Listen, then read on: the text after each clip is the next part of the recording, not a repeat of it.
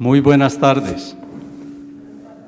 Agradecemos a todos los que han aceptado este llamado de la Academia Antioqueña de Historia para escuchar en este conversatorio al historiador John Alejandro Ricaurte Cartagena. Él es historiador de la Universidad de Antioquia, con varios doctorados en universidades europeas, muy especializado en el asunto de los vascos en Antioquia. Yo creo que este conversatorio va a ser de suma importancia, porque él nos va a tratar de un tema que él lo ha estudiado a fondo, que puede causar sorpresas y se pueden rasgar las vestiduras personas que tratan hasta de santificar a nuestro gran héroe, el coronel de división el general de división José María Córdoba. Él es el héroe más grande que ha dado la patria colombiana. Dicen que Bolívar le contó a Perú de la Croix en el diario de Cartagena que el único de los generales de la Nueva Granada que merecía ese título era Córdoba. Pero también hay una realidad que no sabemos, y es que nos cuentan que después de la batalla de Boyacá él quería venir a libertar Antioquia, que el general Bolívar le envió una carta que se la encontró en el camino con esa orden, que llegó a Marinilla con 70 famélicos soldados, donde el coronel Villalobos, llamado Arias Patas Blancas, comandante español, salió jugando porque los marinillos le montaron una estratagema de hacerle creer que venía con un gran ejército. Y en el Alto del Medio creo que llevaron o tinajas hasta voladores y le hicieron bulla. Y él salió corriendo, y lo mismo pasó en Medellín. Y llegó a Río Negro, a Marinilla. En Marinilla le tenían 200 soldados, escogió 150, se fortaleció. Llegó a Río Negro, después a Medellín, Santa Fe de Antioquia y listo, tranquilos. Pero no nos han contado que la gente de Antioquia, sobre todo los comerciantes y los mineros, los Santa María, los Zuleibar, los Campuzano y otros, eran grandes defensores de los intereses del rey y tenían grandes afinidades con la corona. Y Córdoba, así como no hubo aquí en el régimen del terror ni un solo muerto, porque los antioqueños compraron su libertad y a través de sus afinidades familiares comprometieron para que los realistas les perdonaran y se devolvieron del camino cuando iban hacia Popayán muchos. El oro les sirvió y las afinidades familiares para salvar su vida. Córdoba no les perdonó. Córdoba creó un régimen del terror. Fue aterrador en esos días, va a ser 200 años, dentro de pocos días, para poder cambiarle la mentalidad a los antioqueños. Y al que manejaba los intereses económicos en Santa Fe de Antioquia, le dio un término de 3 horas para que cuadrara o llevara el dinero que tenía faltante. ¿Quién arregla en 3 horas? Él lo que quería era dar un ejemplo. Y tomó a muchos españoles o defensores del rey, sobre todo los más viejos, los de más edad, uno de apellido Álvarez y otros y también los fusiló, y a uno del Valle. Y cuando la batalla de Chorros Blancos en Yarumal, lo primero que hizo fue también fusilar al pobre alcalde, que era de apellido Rada. Me decía el doctor Juan María Koch Londoño, que fue gerente del Banco Cafetero aquí en Antioquia y delegado de Colombia ante el Banco Mundial, cuando Virgilio Barco Vargas era delegado del país en esa entidad bancaria, que ahora cuando estaban en lo de la película o esos capítulos que presentó Teleantioquia sobre la vida de Córdoba, en su casa la mujer y los hijos lo que primero que hacían era apagar el televisor cuando veían la publicidad, y también no volvieron a sintonizar a Teleantioquia, que porque ellos eran descendientes de ese alcalde de Yarumal, que no lo habían matado o fusilado de muy buenas maneras. Entonces, Córdoba, este libro que nos va a hacer presentación ahora John Alejandro, se llama Hasta los gallinazos tenían rey, y me impresionó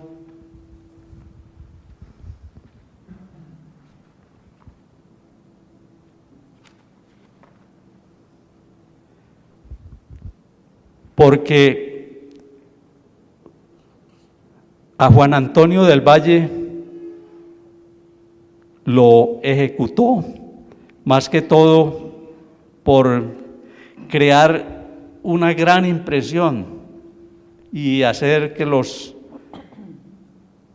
habitantes de estas tierras le tuvieran gran temor. Entonces, uno de sus esclavos exclamó, abro comillas, van a fusilar a mi amo Francisco Antonio, dizque por ladrón.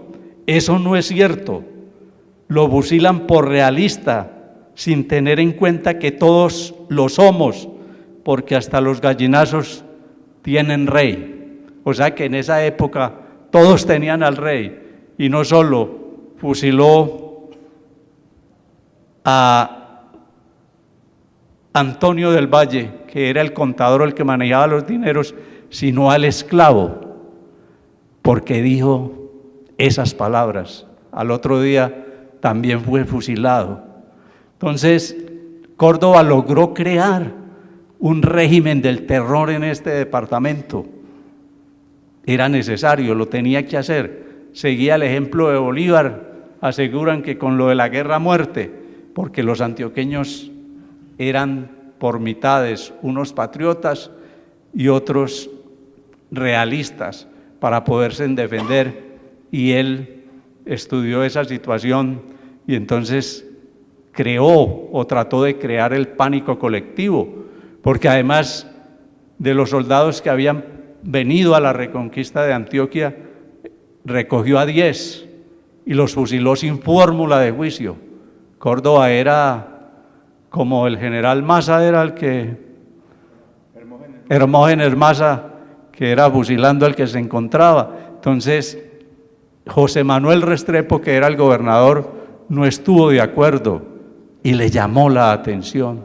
Entonces los antioqueños se aguantaron el varillazo, hablando vulgarmente, y nosotros, como hemos sido siempre, nos hemos acomodado a las circunstancias, nos acomodamos con los realistas cuando la reconquista, y también nos acomodamos, o los realistas se acomodaron con los patriotas y sobre todo con Córdoba ante la situación difícil que vivía, porque a ellos les interesaba más, a nuestros antepasados, sus negocios, sus minas, su comercio y su tranquilidad. Muchos tuvieron que ir a dar a Cuba. Cuba fue un centro donde ellos, lo mismo que a Jamaica, pero sobre todo a Cuba, donde se refugiaban. Los Zuleibar o Zulaibar, que ese apellido como que se acabó aquí. Mariano Espina Rodríguez se casó con 2 hermanas cuando después de la conspiración septembrina vino a Antioquia y enviudó de las 2, y después se casó con Enriqueta Vázquez, que los Vázquez también eran de aquellos realistas. Entonces la gente se acomodó pero parece que no. En el alma les quedaba ese dolorcito, pero no decían nada, sino que se fueron acomodando, como se acomodaron los judíos marranos cuando vinieron aquí, que comían más cerdo, más marrano, para que creyeran que eran judíos, y entonces nosotros hemos sido una sociedad de esa manera. Estos días me regaló el doctor Humberto Barrera un libro que publicó sobre Francisco Antonio Cano y Yaromal, y miren lo que me encontré.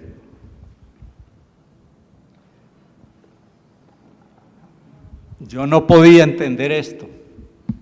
Hubo un concurso para construir un monumento a Córdoba, el mejor monumento, y se lo ganó Francisco Antonio Cano.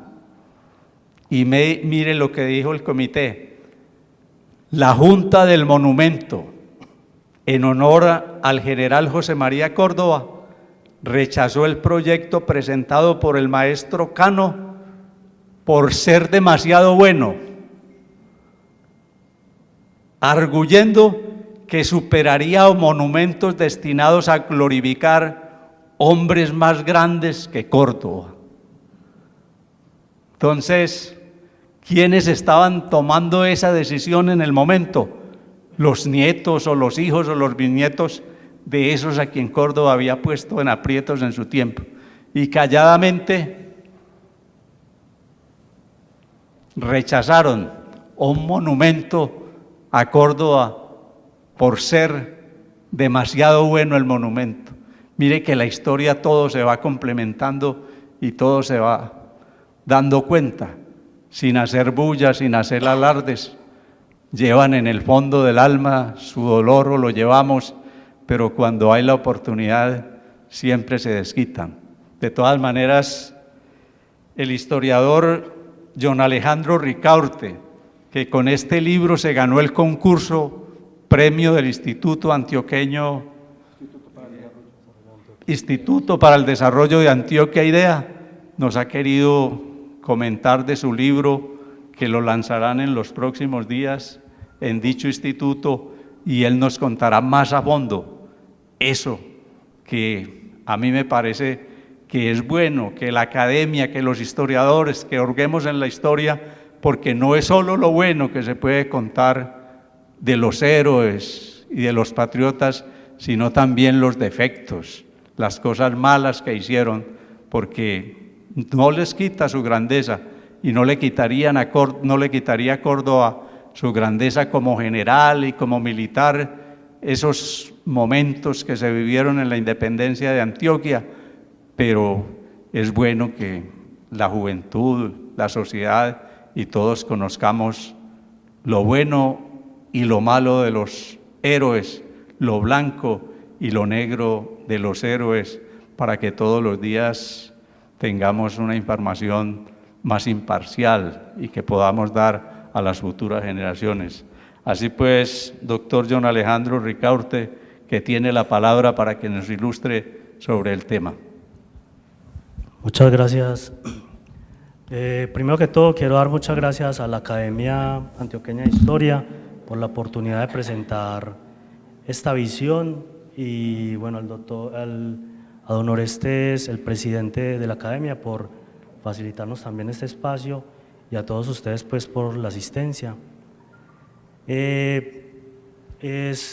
Causa curiosidad que en estas fechas que celebramos el bicentenario, todavía estas fechas se esté produciendo grandes toneladas de libros, de material, investigaciones, y que en 200 años el tema no se haya agotado, o sea, que sigan habiendo, digamos, nuevas perspectivas, nuevos intereses, nuevas cosas que contar en esta historia que parece inagotable, que ya lleva 2 siglos y nos ha llevado pues hasta estos momentos.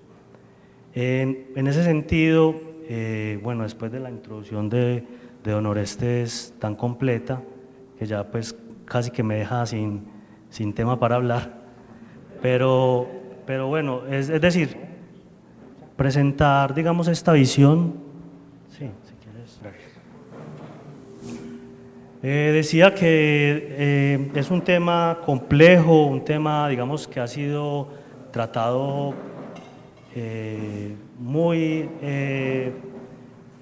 por, digamos, muy por debajo, muy tangencialmente, y digamos, un actor de primer orden como lo fueron los realistas de Antioquia, haya sido, digamos, a quienes menos, digamos, investigaciones se les dedicaron.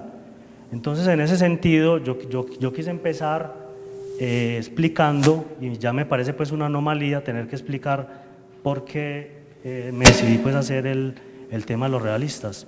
No debería pues merecer explicación, pero yo pienso que ante los acontecimientos sí podemos hacer una breve explicación. Si quieres, podemos subir al escenario porque está pitando esto. Está pitando mucho, perdón.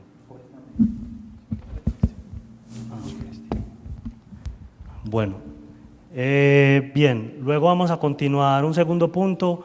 Ahí sí vamos a tratar de caracterizar quiénes eran los realistas,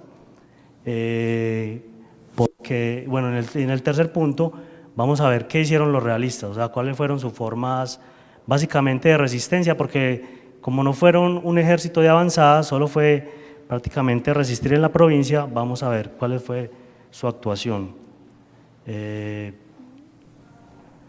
Bien, ¿por qué es importante y pertinente en este momento hacer historia de los realistas? Primero, porque ha sido un sector, digamos, ha sido un sector invisible en nuestra historiografía nacional, ha sido un sector que ha sido, también podríamos decir, maltratado. Siempre que se habla de los realistas, siempre se suelen citar unos calificativos como de tiranos, crueles, sanguinarios, autoritarios, culturalmente inferiores, materialmente también inferiores, retrógradas, es decir, una serie de calificativos que ya nos están diciendo pues, que hay una parcialidad, hay una versión parcial del asunto. Bien, bueno, ya hablamos de que era un sector invisible, maltratado. Bien, esa parcialidad es curioso porque, digamos, un cuento mal contado o un cuento contado a medias no ayuda pues mucho a la verdad, ¿cierto? No. Bien. Bien, también es necesario conocer esta historia porque dentro de esas mentalidades, dentro de esas, digamos, dentro de esos relatos están los indicios de lo que antes llamábamos antiguo régimen. Es decir, hay una serie de valores, de representaciones que nos hablan de un régimen que, digamos, le dio paso a la modernidad y que quedó, digamos, sepultado pues, por una corriente de pensamiento como fue el espíritu moderno, y todo lo negativo se le atribuyó a ese régimen. Es decir, es la república la que va a traer, digamos, el progreso, la civilización, digamos, la riqueza material la va a traer la república, mientras que todo lo que es el antiguo régimen va a ser decadencia, va a ser pobreza y una serie de calificativos. Bien, en este sentido ayuda a comprender muchos fenómenos que son contradictorios y que los historiadores nos encontramos a menudo con ellos. Por ejemplo, todos estos discursos de odio, de exclusión, de enemistad entre americanos y europeos. Pues yo pienso que queda demostrado que con esta investigación, por ejemplo, que todos los actores de esta época tenían a un europeo dentro de sus círculos familiares, o sea el tío, el primo, la persona con la que hacía negocios, digamos, todos tenían en sus círculos cercanos algún europeo. Estamos hablando de las élites criollas que fueron partícipes de la independencia, o cuando no eran hijos o descendientes de algún europeo. Entonces, ese tema del odio hacia o sea, de que fue una guerra entre europeos y americanos es muy cuestionable. También el tema de la exclusión de los puestos públicos, ese tema también ya está, digamos, superado. Yo recomiendo una investigación de un autor, me parece que es español, no recuerdo el nombre, pero el texto se llama La República de los Cuñados. Bueno, no sé si lo han escuchado mencionar, donde al contrario de lo que creemos, en Santa Fe de Bogotá se creó, digamos, una camarilla de criollos que vincularon a bueno, alguna gente de alto poder, hablamos de virreyes, fiscales, representantes de cámara, regidores, etcétera, para formar un grupo de poder. O sea, tenían poder económico, pero ahora querían el poder político, y entonces, digamos, a través de estos círculos de poder, le daban puestos a los cuñados, pues como todos resultaban siendo familia, y bueno, lo que hicieron un poco los Borbones fue tratar de limitar este poder, es decir, de que se crearan repúblicas dentro de, digamos, repúblicas verdaderamente independientes, porque controlaban el poder político y el poder económico. Bien, bueno, también porque es patrimonio, pues, conocer esta parte de la historia, es decir, también van a ser, perdón, esta gente los que fundan los cabildos, los hospitales, las universidades, o sea, las instituciones, va a ser, es decir, uno no puede matar una parte de su historia y dejarla por allá, digamos, en el ostracismo, porque esa parte tiene cosas que contar, tiene, digamos, mucho que decir en este asunto. Bien, y esto nos va a ayudar finalmente a una pregunta que es muy interesante, porque siempre la historiografía nos ha hecho notar de que Antioquia siempre fue una provincia republicana, patriota, y todo este tema de la exaltación a los héroes, a todos esos sucesos de independencia, van a, pues, como afirmarlo esto. Es decir, partiendo del punto de llegada, ¿cierto? Partiendo del punto de llegada que fue la independencia, empiezan pues a hablar, pero la historia pudo haber sido muy distinta, sino, pues, digamos que las corrientes, los movimientos fueron arrastrándonos hasta ese punto de llegada, pero inicialmente ese no era el punto, el fin, como lo van a demostrar algunos historiadores que ahorita veremos a continuación.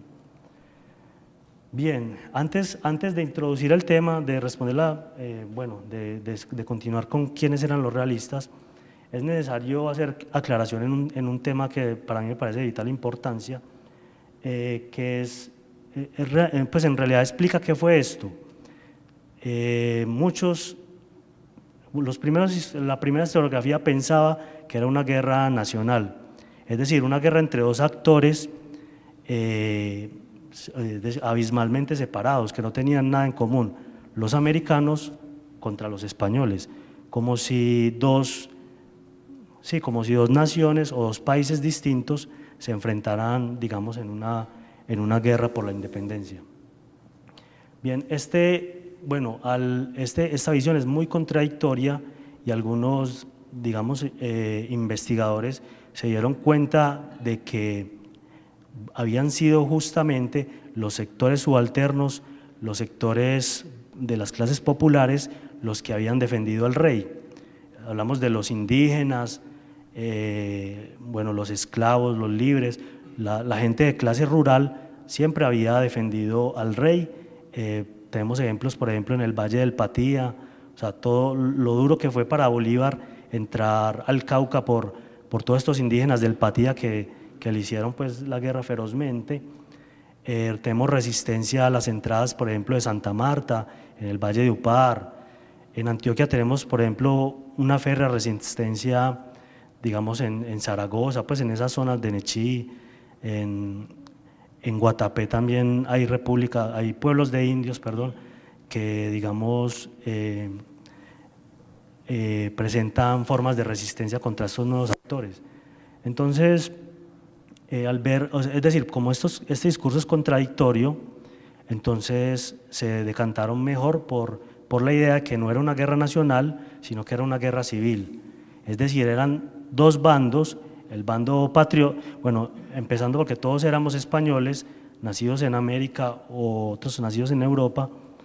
Entonces, ellos miraron más bien la posibilidad de que fueran dos bandos enfrentados, los que eran fervientes defensores de la monarquía, del rey, de los principios y tradiciones, y los que adoptaron las nuevas ideas, las nuevas corrientes, nuevas formas de, digamos, de pensamiento que estaban circulando, entonces a modo de guerra civil. Después también se observan en la historiografía, por ejemplo, como si fuera una guerra internacional entre, digamos, dos países, bueno, cosas que están, digamos, por fuera de los marcos de explicación, porque dentro de un mismo país no puede haber, digamos, una guerra internacional, ¿cierto? Entonces, pero estos autores, digamos, en parte es porque todos estos autores, como piensa Germán Colmenares, bebieron, digámoslo así, de una misma fuente. Todos bebieron, digamos, de las impresiones de José Manuel Restrepo, que era un actor de primer orden en el conflicto, por lo tanto su visión estaba parcializada hacia este sector que decimos. Entonces, por ejemplo, historiadores como Hermes Tovar Pinzón opinan estos temas que ya hemos introducido de guerra civil, guerra nacional y guerra de liberación. Dice, la independencia al convertirse en una guerra civil, luego en una guerra nacional contra la reconquista y finalmente en una guerra de liberación, arruinó vidas y bienes de importantes empresarios y sectores de la economía.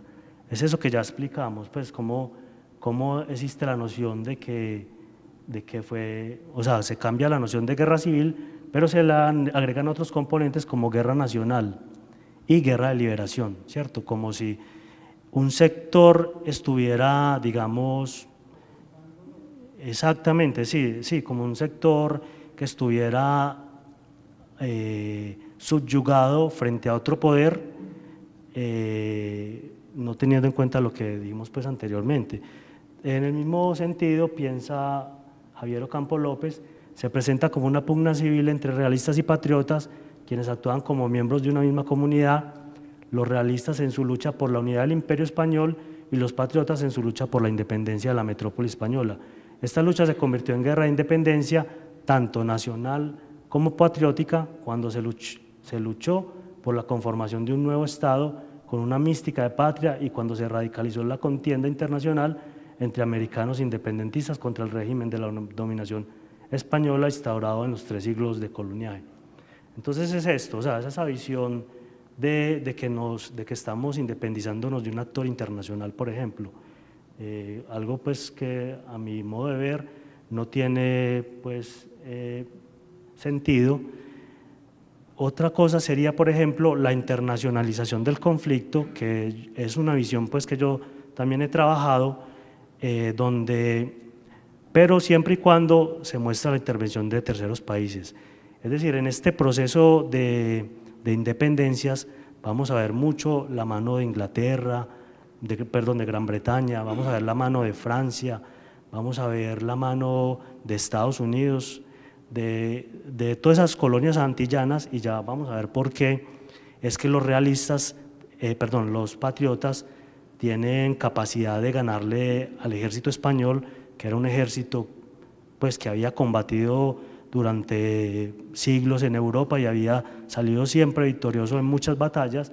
¿Cómo era posible que muchachos reclutados, porque los ejércitos en esta época también, eso hay que tenerlo muy presente, no eran ejércitos profesionales, sino eran ejércitos de levas, y casi siempre levas forzadas? Es decir, eran muchachos que iban recogiendo de pueblo en pueblo, iban recogiendo muchachos para meterlos a la guerra, casi la mayoría sin entrenamiento militar, y habían, digamos, campos de entrenamiento itinerantes, móviles, que se movían, digamos, de un lugar a otro, porque esta era gente, digamos, que estaba escondida en las selvas. Entonces, es esa visión. Bien. Bueno, estaba diciendo, pues decíamos que los patriotas siempre tuvieron acceso, por ejemplo, al mercado de armas que venía de las Antillas. Es increíble, bueno, los patriotas al final lo que van a ganar es la guerra de propaganda. Antes de que ganar la guerra de independencia, ganaron la guerra de propaganda. Es decir, lograron instalar en Europa y en Estados Unidos y en otros países la noción de que estos eran territorios subyugados, de que los españoles eran crueles, o sea, todo eso que hemos dicho lo lograron ellos cuando mandaron sus delegados a Europa. Y aunque los gobiernos no se comprometen directamente, como Estados Unidos, el presidente Monroe, bueno, aunque por ahí a principios de año el presidente Duque había reconocido a los padres de Estados Unidos, que habían sido los promotores de la independencia. Bueno, algo tiene de razón porque, bueno, James Monroe no se quiso comprometer con estos delegados que enviaban estas repúblicas rebeldes, pero curiosamente consiguieron muchas armas, municiones y lograron armar ejércitos, inclusive extracontinentales, como de centenares de europeos que vinieron a pelear nuestra guerra de independencia. Esta es una visión un poco más moderada, ¿cierto? No se compromete pues con las visiones anteriores de Anthony McFarlane, que dice: los revisionistas sostienen que los orígenes de la independencia se hallan en las repercusiones de la crisis que destruyó a raíz de la unidad de la monarquía española en 1808, más que en la asistencia de algún deseo o plan de independencia entre los americanos. Inicialmente inspirada por los trabajos de Francisco Javier Guerra, esta interpretación rechaza la noción de que el imperialismo borbónico hubiera engendrado criptonacionalismos criollos, que rápidamente se volvieron contra la monarquía al colapsar su centro. Esto, según Guerra, es un constructo teleológico, lo que hablamos ahora, insostenible, porque toma el punto de llegada a la independencia de las revoluciones hispanoamericanas como su punto de partida. Bien. Dicho esto, ahora sí podemos caracterizar quiénes eran estos realistas.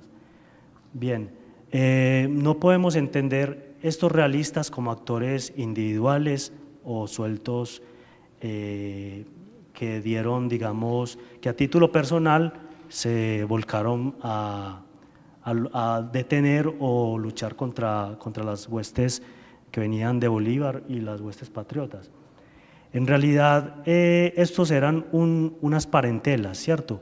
Primero eran familias que, digamos, tienen negocios en comunes y como era una práctica muy común en el antiguo régimen, un socio casaba a su hijo con la hija de su socio, entonces ya no eran familias aisladas, sino parentelas, entonces podían compartir riesgos, podían hacer suma de capitales colaterales, podían, digamos, autoprotegerse, o sea, podían ser más fuertes y más competidores, y sobre todo por un tema que es el tema de confianza. En un negocio tan arriesgado como, por ejemplo, llevar mercancías en un circuito exportador que pasa, digamos, por la ciudad de Antioquia, va hasta Monpós, de Monpós sube a Cartagena y de Cartagena pasa, digamos, a La Habana y luego a Cádiz y luego vuelven, o sea, llevan mercancías y luego las traen en este mismo circuito, digamos, un negocio tan arriesgado donde se podía perder la mercancía, se podía arruinar por el viaje, por las condiciones del clima, se la podían robar, entre otras, precisaba de gran confianza, es decir, no le vas a entregar un gran negocio a alguien que desconoces y que crees que, pues, que de pronto van a haber problemas. Entonces, por eso se crean estos círculos y estas redes parentales. Es muy importante saber que dentro de este movimiento realista no todas las redes de élites y subélites reaccionaron de la misma manera.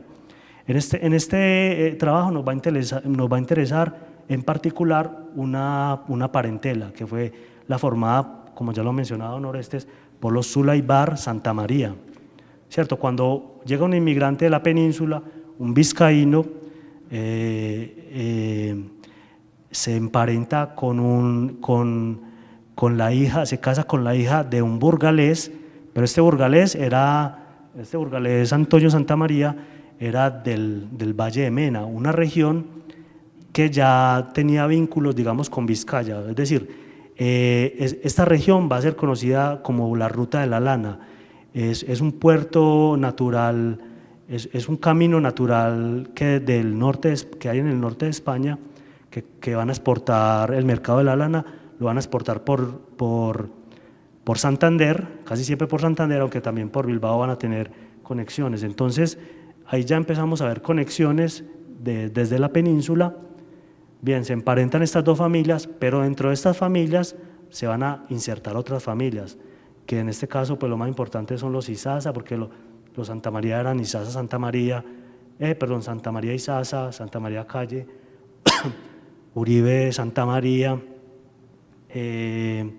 Uribe Restrepo, Barrientos, Vélez. O sea, van a ser una serie de familias de Medellín que al final terminan teniendo algún pariente cercano, como lo que hablamos ahora de la República de los cuñados en Santa Fe, Bogotá.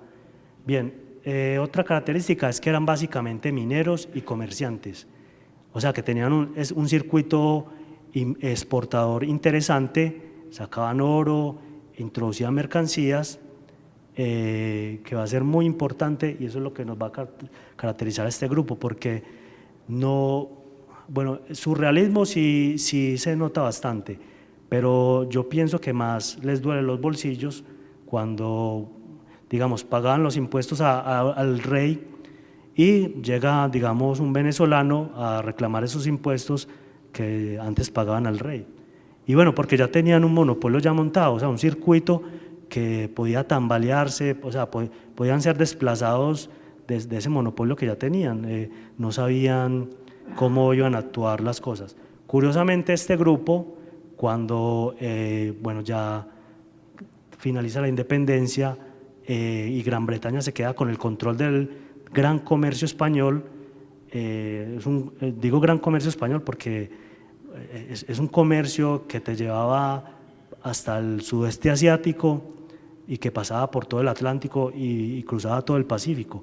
Es decir, los comerciantes, por ejemplo, de México, tenían que ser personas muy adineradas porque desde los puertos del Pacífico exportaban, por ejemplo, a Manila, exportaban por el Caribe, exportaban a Europa.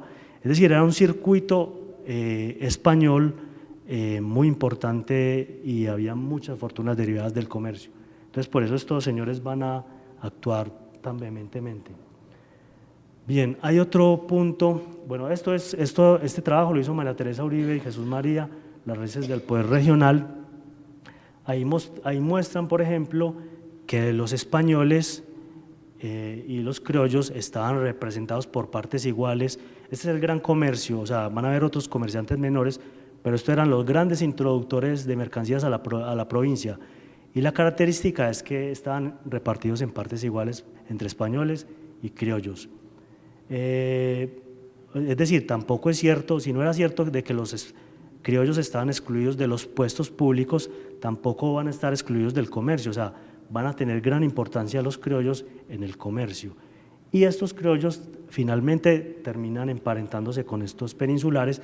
Todos los peninsulares que vemos aquí van a tener familias muy importantes hasta estos días, y van a todos, excepto los hijos del navarro Juan Pérez de Rula, todos van a ser realistas, excepto los hijos de Juan Pérez de Rula, que, digamos, participaron en los proyectos, yo le digo la primera etapa constitucional antioqueña, los primeros proyectos constitucionales. Entonces, todas estas familias del gran comercio pues nos está indicando algo, que su realismo también tiene que ver con la posición privilegiada que tenían dentro del comercio. Bien, pero sigamos caracterizando más a estos actores. ¿Quiénes más eran los realistas?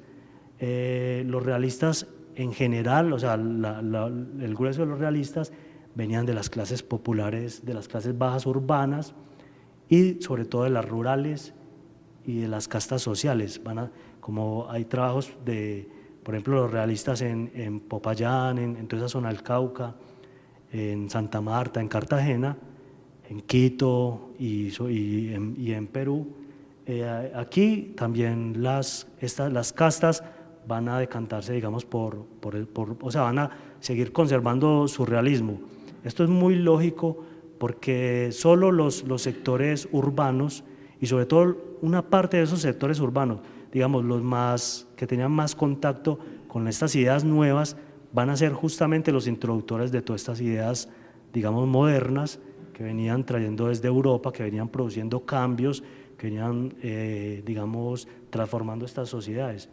Entonces, claro, los partidarios, los patriotas, van a ser una clase exclusivamente urbana, como podemos ver.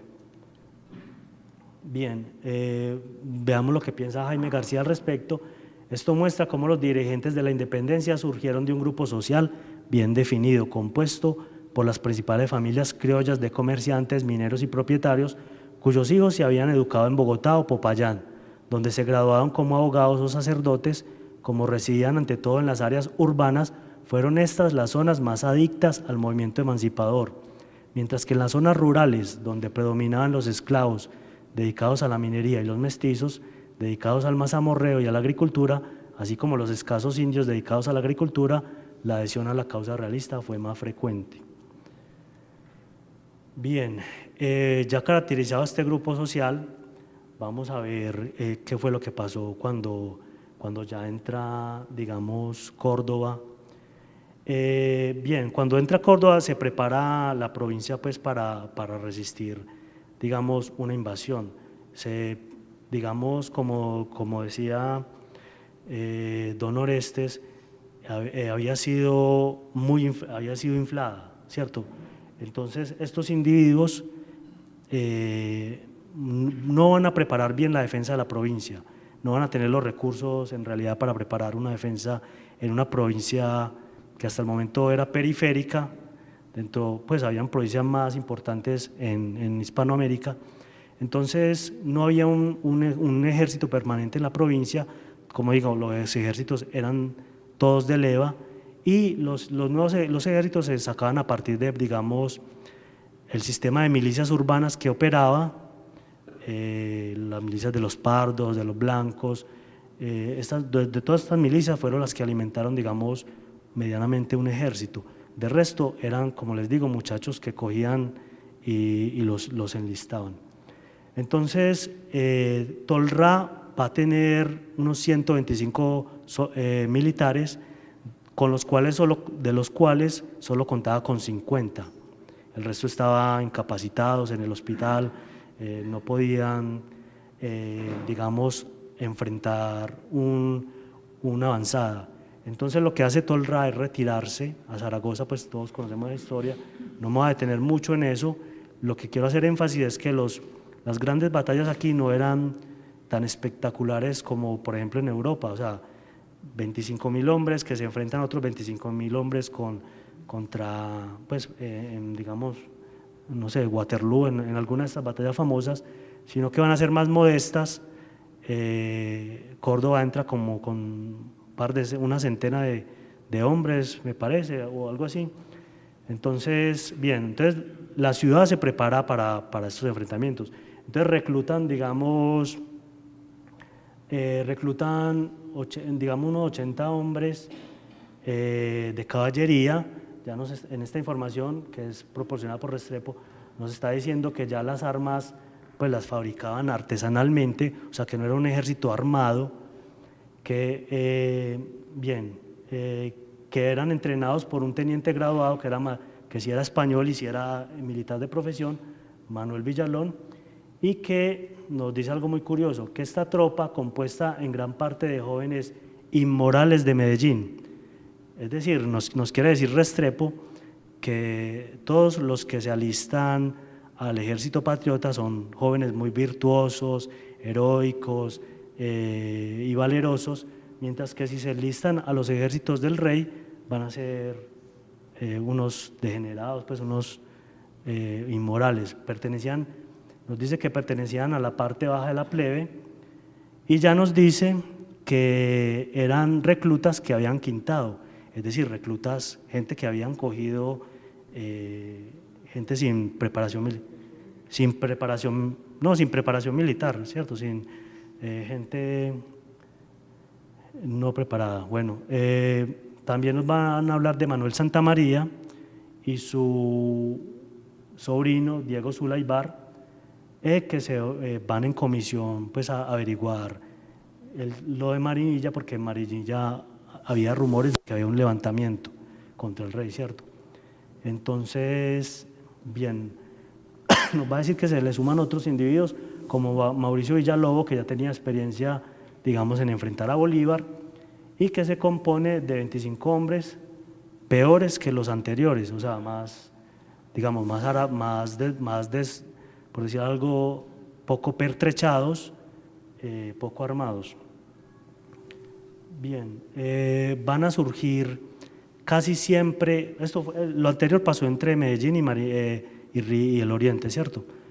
Pero en los confines de la provincia, es decir, en los límites norte y sur, casi van a haber muchos movimientos de partidas de individuos que se van a levantar en armas. Bueno, ya decir levantar en armas es mucho porque en realidad era la escopeta que tenían para cazar, vimos que las lanzas las fabricaban artesanalmente, es decir, no van a tener recursos para levantarse, y el rey no les va a proporcionar recursos porque estaba en otros asuntos. Como era un ejército regular, tenían que esperar, digamos, a través de una burocracia para conseguir armas, para conseguir uniformes, y mientras que los patriotas podían hacer esas transacciones muy fácil, iban a Jamaica, iban a Trinidad, iban a Curazao y obtenían de buenos comerciantes, obtenían buenas armas, municiones, mechas, pólvora, todo lo que querían lo obtenían. Y bueno, después nos van a pasar la cuenta. Esa va a ser nuestra, digamos, la deuda externa que pagamos por 100 años, que después la van a sumar pues en una sola deuda. Entonces, en los confines norte se van a levantar familias, como ya habíamos visto, los Zulaibar eran entroncados con los Barrientos, entonces van a estar involucrados los Barrientos y los Zulaibar en estos levantamientos. También hacia el norte, por Zaragoza, Nechí, todo ese corredor, van a haber otros levantamientos, por ejemplo, del corregidor de Magangué, van a haber algunas fuerzas de realistas como la de Ignacio Larruz, y también, bueno, y en los confines del sur, digamos en Anserma, entre Antioquia y Cauca, se van a levantar otros individuos que van a asediar poblaciones, por ejemplo, como Anserma, por ejemplo, como Simón Muñoz, que era un indígena del Patía, es decir, un individuo que no tenía formación militar, pero que estaba levantando gente. Y vamos a encontrar también soldados del rey como Juan Francisco Capdevila y Hermenegildo Mendiburú. También se va a mencionar a José Joaquín Bayer, que no va a ser militar, pero va a participar, pero su hermano Julián Bayer sí va a ser un militar de los ejércitos del rey. Bien, en el norte de Antioquia vamos a ver lo que piensa Restrepo sobre los Zulaibar. Dice: decido si merecen consideración, estaba hablando de los Zulaibar, jamás la tendré con enemigos que pueden degollarme, ni tu empeño es para semejante cosa, pues sabes la firmeza que entonces se requiere. Es decir, se requiere mano dura contra estos individuos para que no ocurran más levantamientos. Restrepo, contestándole a su cuñado, a su cuñado Montoya, el de Río Negro, quien intercedió por estos individuos cuando, pues al final, cuando los sucesos de Chorros Blancos, el mismo Montoya va a interceder por estas familias. Entonces, dice al final José Manuel Restrepo: atenderé tu recomendación a favor de Genaro Zulaibar y haré cuanto pueda por su familia. He visto una recomendación del vicepresidente Santander y cuando hagas uso de ellas se les permitirá volver a su domicilio. Ya están desembargando los bienes y su cuñado Barrientos perderá solo una multa de 300 pesos por haberse pasado a Guarleta. A otros le ha costado la cabeza. Es decir, esas redes parentales eran efectivas, intercedían por individuos que habían hecho menos y los habían fusilado. A estos, por ser actores beligerantes, les habían perdonado, digamos. Bien, van a haber unas consecuencias, van a haber unos exilios, esos son exilios voluntarios, es decir, gente muy temerosa de que lleguen los patriotas o sea, se van a salir volados. Algunas mujeres van a ser muy beligerantes también, o sea, van a hacer comentarios fuertes, levantados de tono, que van a enfurecer a los realistas. Digamos, no se exilian fuera del país, pero sí las van a mover digamos, de sus sitios de sus hogares. Otros individuos se van, por ejemplo, se esconden en el monte, se van a otras provincias vecinas que todavía no estaban bajo el control de los patriotas, como por ejemplo Santa Marta, Cartagena, Popayán, entre otras. Y otros individuos, bueno, van a estar fugados. Pero hay una capa de individuos que son los de estos lados, que como mencionaba don Orestes, van a terminar en el exterior. En Cuba se van, por ejemplo, estos dos primeros, Faustino Martínez y Andrés Sanín, eran funcionarios del gobierno realista.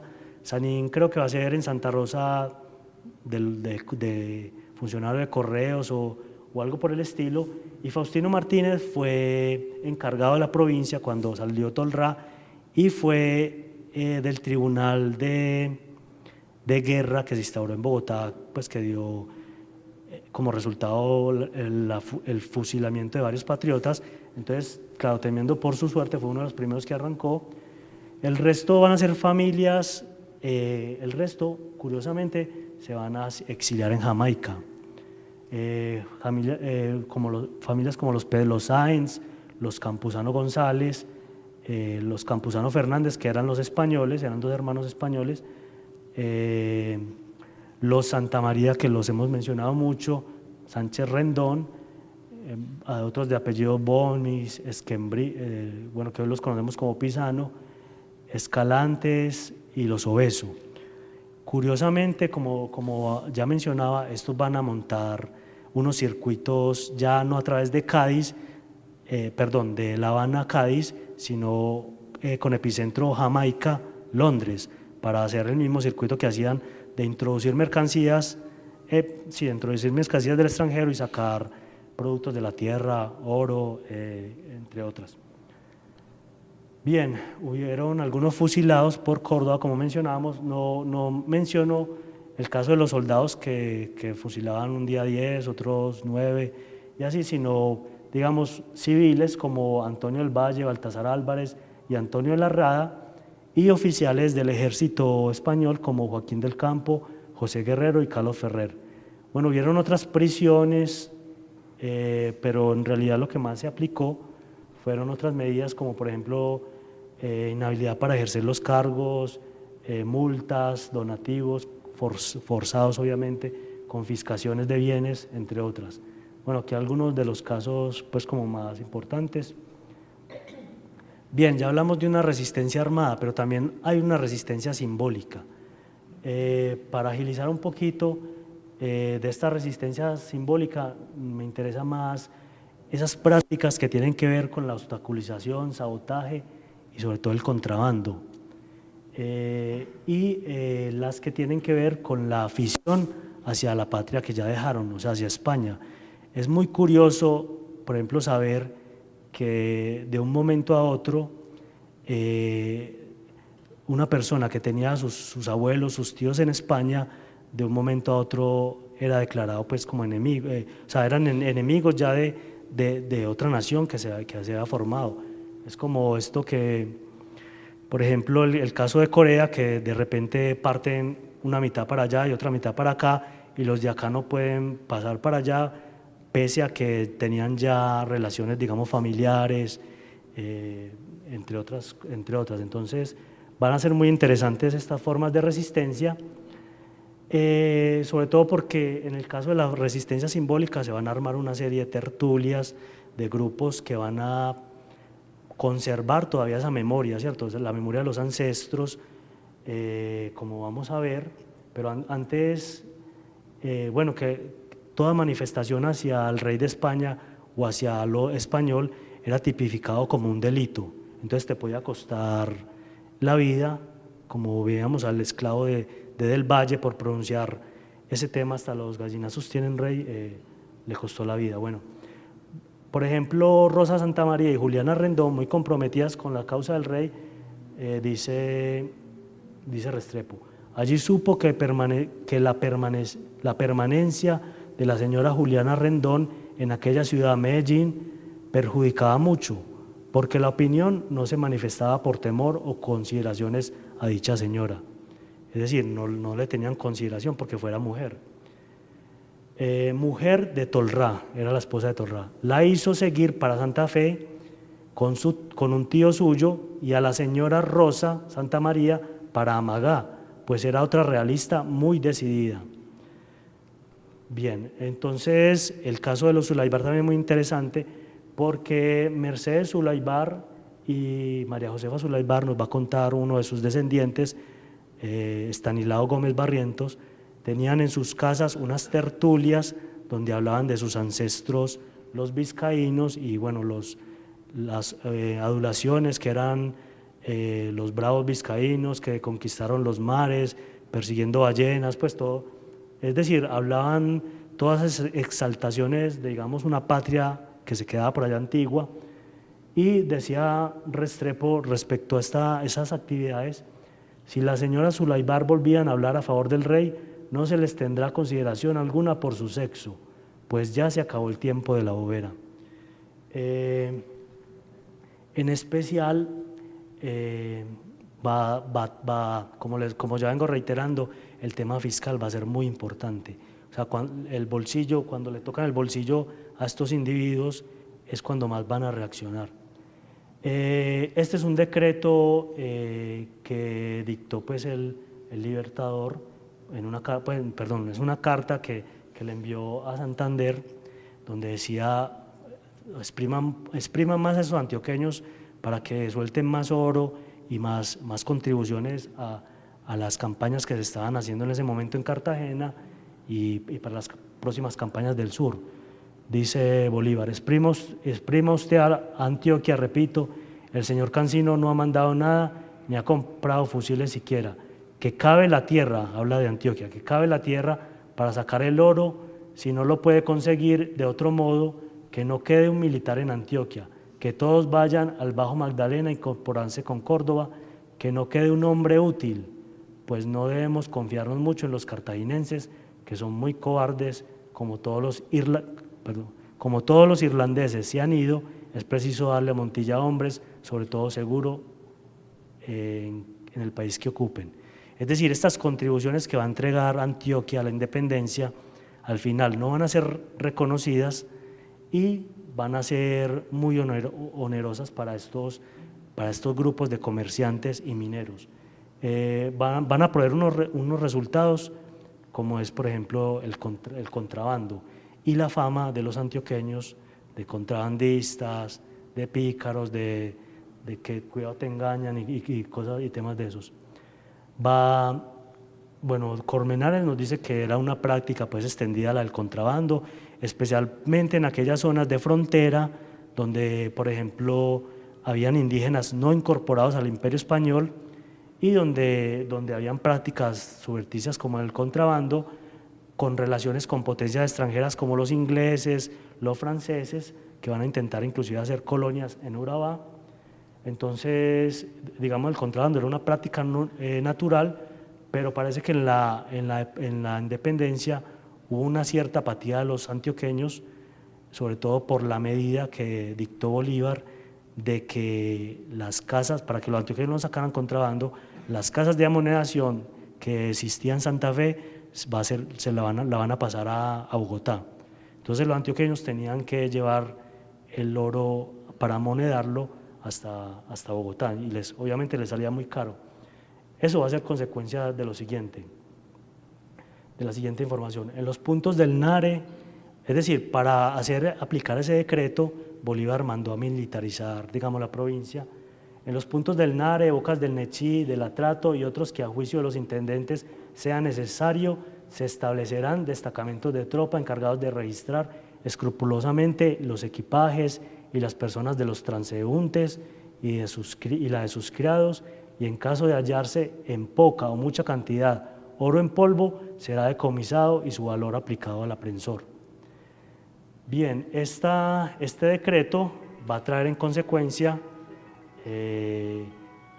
digamos, que los antioqueños no van a abandonar, es decir, no van a abandonar esta práctica y es decir, la cuestión se va a tornar un poco más peligrosa, o sea, va a ser un poco más peligroso sacar contrabando en oro de Antioquia. Y va a dar consecuencia la siguiente reflexión. Antioquia, Girón y el Chocó han sido los lugares de donde se ha extraviado más oro por contrabando, por la mayor facilidad con que lo llevan a Monpós, Cartagena y Santa Marta, donde se vende casi públicamente. Es bien sabido que de Antioquia se ha llegado a extraer frecuentemente en un año de 400 a 500 mil pesos en oro en polvo de contrabando. Y si se preguntara a los que hacen este tráfico por qué razón se exponen a tanto riesgo, ellos responderían que no vale la pena llevar a Jamaica las onzas de oro, pues entonces nada ganarían. La cuenta es demasiado clara, porque si uno exporta onzas de oro y otro oro en polvo, este puede hacer la venta de sus retornos a un 25% menos.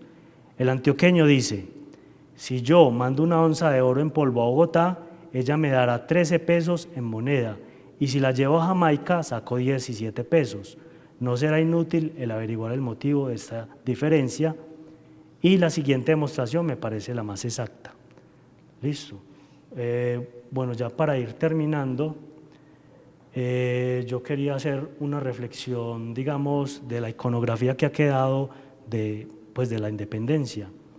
Es decir, hemos visto que el ejército patriota que actuó en Chorros Blancos era un ejército básicamente, en realidad no era un ejército, sino eran unas vanguardias que venían apoyados por Tolrá y Gualreta, pero que en realidad los que se enfrentan en Chorros Blancos van a ser las vanguardias, o sea, no alcanzan a hacerse en una explanada un ejército con un batallón contra el otro, sino que eran más bien unas incursiones, unos reductos que incursionaban, digamos, que usaban tácticas de guerrilla. Bien.